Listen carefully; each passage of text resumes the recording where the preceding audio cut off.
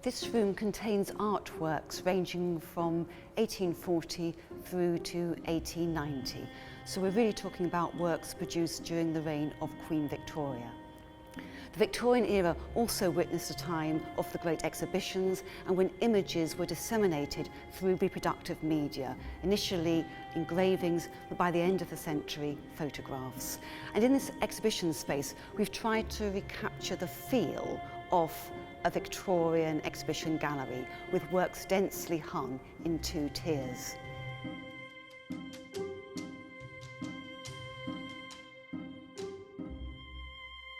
A number of artists working in the mid-19th century wanted to use their artworks to address topical social and political issues. This is an excellent example of that. It's by a female artist called Emily Mary Osborne, and it's called Nameless and Friendless. And in this painting, she wanted to address the situation of the single woman in modern metropolitan society.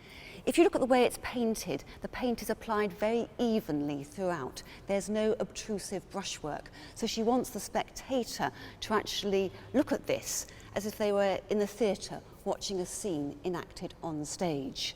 The artist who painted this, Emily Mary Osborne, is what we'd now call a feminist. She was a woman who, along with other female artists of the time, campaigned for women to have access to art education at the Royal Academy and also to sell and exhibit their works in public.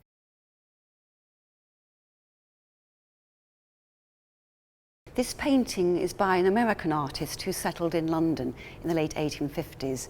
It's called Nocturne Blue and Silver Chelsea, and it was shown at the Dudley Gallery in 1871.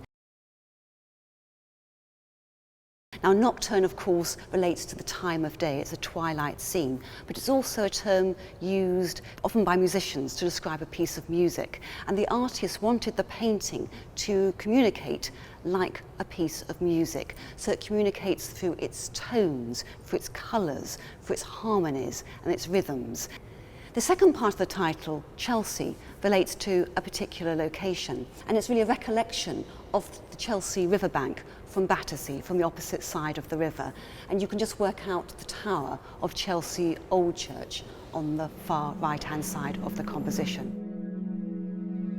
This work, Carnation, Lily Rose, is by another American artist, John Singer Sargent. And the artist on one level is drawing your attention to the girls, the young girls in the painting, who are using tapers to light the Chinese lanterns.